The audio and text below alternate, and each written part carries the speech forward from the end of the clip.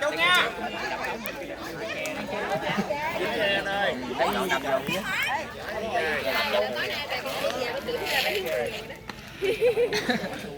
Làm buồn yên tâm đi không nhớ đâu.